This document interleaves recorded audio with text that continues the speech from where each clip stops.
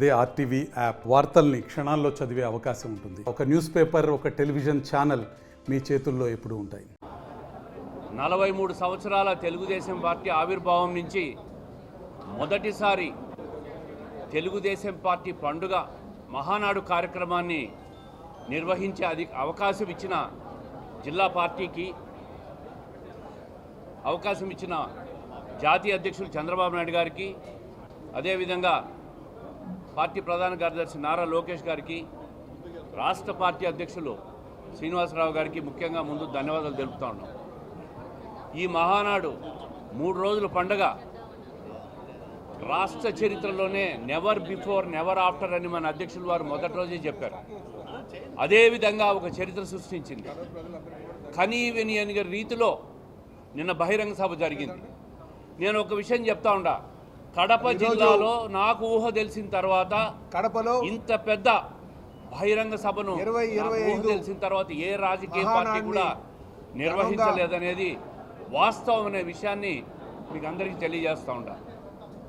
ఇంత అద్భుతమైన కార్యక్రమానికి సహకరించిన మిగతా రాష్ట్ర వ్యాప్తంగా ఉన్న మిగతా జిల్లాలో ఉన్న ఎమ్మెల్యేలు, రాష్ట్ర మంత్రివర్గం, అదేవిధంగా పార్టీ జాతీయ కార్యవర్గం, రాష్ట్ర కార్యవర్గం, ఈ కమిటీలో ఉండి ఈ కార్యక్రమాన్ని నిర్వహించేదానికి బాధ్యతలు తీసుకున్న అన్ని కమిటీల్లో ఉన్న పెద్దలు, అదేవిధంగా తెలుగు జాతి, తెలుగుదేశం పార్టీ కుటుంబ సభ్యులు, రాష్ట్ర వ్యాప్తంగా వచ్చిన వాళ్ళందరికీ కూడా కడప జిల్లా ఆతిథ్యం ఇచ్చే విధంగా అవకాశం రావడం ఒక పెద్ద అదృష్టంగా భావిస్తూ ఉన్నాం.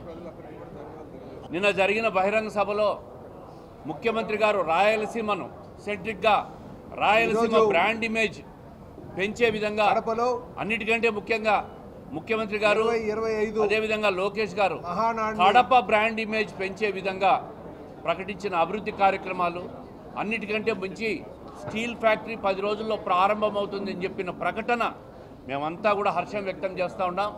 ఖచ్చితంగా గత 15-20 సంవత్సరాలుగా స్టీల్ ఫ్యాక్టరీ గురించి వింటూనే ఉన్నాం, టెంకాయలు కొడుతూనే ఉన్నారు. 50 సంవత్సరాలుగా ఓట్లేసి గెలిపించుకున్న వైఎస్ కుటుంబం మరి ఎన్నిసార్లు టెంకాయలు కొట్టారు, ఎన్నిసార్లు ప్రారంభోత్సవాలు చేశారు చూశారు. ఈసారి టెంకాయలు కొట్టేది ఉండదు, డైరెక్ట్గా పనులు ప్రారంభమవుతాయని చెప్పి ముఖ్యమంత్రి గారు చేసిన ప్రకటన, అది కూడా 12వ తారీఖు లోపలే మొదలవుతాయన్న ప్రకటన కూడా చాలా శుభ పరిణామం కడప జిల్లాకు.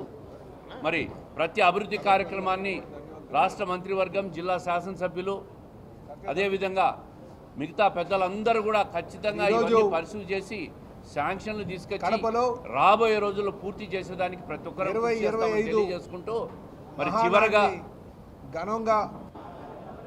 కడప శాసనసభ్యులు మాధవి గారు, చైతన్య రెడ్డి గారు, వరదరాజ రెడ్డి గారు, సుధాకర్ యాదవ్ గారు, అదేవిధంగా రితేష్ రెడ్డి గారు, భూపేష్ గారు, రవీంద్రనాథ్ రెడ్డి, ఎమ్మెల్సీ రామ్ గోపాల్ రెడ్డి, అదేవిధంగా కడప జిల్లాలో ఉన్న తెలుగుదేశం పార్టీ టోటల్ యూనిట్ ఈ బాధ్యత తీసుకొని సమిష్టి కృషిగా ఈ కార్యక్రమాన్ని సమర్థవంతంగా నిర్వహించినాం.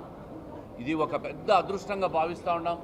అన్నిటికంటే ముఖ్యంగా నేను ఈ 43 సంవత్సరాల్లో జిల్లా పార్టీ అధ్యక్షుడిగా నేనున్నప్పుడు ఈ కార్యక్రమం జరిగినందుకు ఒక పూర్వజన్మ సుకృతంగా, అదృష్టంగా భావిస్తూ ఉండా.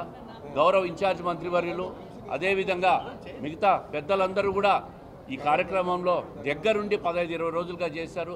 రాష్ట్ర పార్టీ అధ్యక్షులు అయితే దాదాపు ఈ కార్యక్రమం మొదలైన రోజు నుంచి ఇక్కడే ఉన్నారు. ఇది కాకుండా రాయలసీమ వ్యాప్తంగా ఉన్న ముఖ్యమైన ఎమ్మెల్యేలు కాలు శ్రీనివాసులు అన్న గారు, ఎమ్మెల్సీ బీదా రవిచంద్ర గారు, రాజు గారు ఈ కార్యక్రమంలో మొదటి నుంచి ఉండి దీన్ని పూర్తి చేసేదానికి సహకరించిన ప్రతి ఒక్కరికి కూడా, అదేవిధంగా కార్యకర్తలు, టీఎన్ఎస్ఎఫ్, ఐటీడీపీ, జిల్లా కార్యవర్గం, అనుబంధ కమిటీలు, పక్కన ఉమ్మడి జిల్లా మంత్రి గారు రాంప్రసాద్ రెడ్డి గారు, జగన్మోహన్ రాజు గారు, రూపానంద్ రెడ్డి గారు, వాళ్ళందరూ కూడా ఇక్కడే ఉండి మకాం చేసి ఈ కార్యక్రమాన్ని సక్సెస్ఫుల్ చేసినందుకు ముఖ్యంగా మీడియా సోదరులు, దేవుడు వరుణ దేవుడికి కూడా కృతజ్ఞతలు తెలియజేస్తా ఉన్నాం. అందరికీ నమస్కారం. మరిన్ని వీడియోస్ కోసం ఛానల్ ని సబ్స్క్రైబ్ చేయండి, లేటెస్ట్ అప్డేట్స్ కోసం వాట్సాప్ ఛానల్ ని ఫాలో చేయండి, అండ్ లింక్ డిస్క్రిప్షన్ లో ఉంది.